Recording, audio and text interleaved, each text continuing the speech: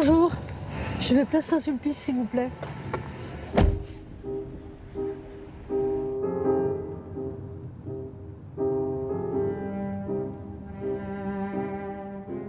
Qu'est-ce que la vérité? Ça veut dire à la fois, est-ce que la vérité existe? Et puis aussi, si elle existe, qu'est-ce que c'est? À partir du moment où vous pensez que la vérité existe, le doute est possible. Le doute n'est pas possible dans les cultures de mythes, puisque les mythes sont des histoires qu'on raconte qui sont ni vraies ni fausses. Ce serait un peu compliqué pour moi de vous répondre oui, j'ai la foi, point. C'est comme ça et pas autrement. Non, pour moi, c'est beaucoup plus compliqué. Pour moi, les doutes sont constamment là, en train de frapper à la porte.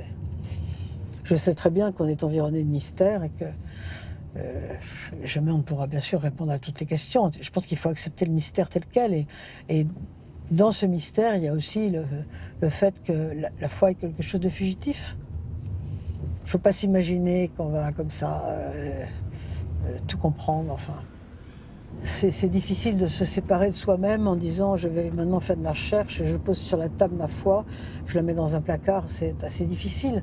Et d'un autre côté, je crois quand même que on ne fait pas 40 ans de philosophie impunément, vous savez, ça vous oblige à chercher l'objectivité comme quelque part, donc forcément on a beaucoup plus de distance.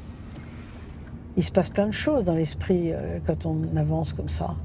Bien sûr, on essaye de mettre en pièces ses propres préjugés, évidemment. C'est ça qui est passionnant.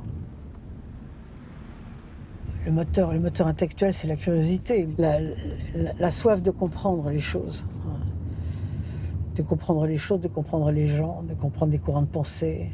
C'est ça, en fait, qui me fait avancer intellectuellement. Ah voilà, ben, on arrive à l'église Saint-Sulpice.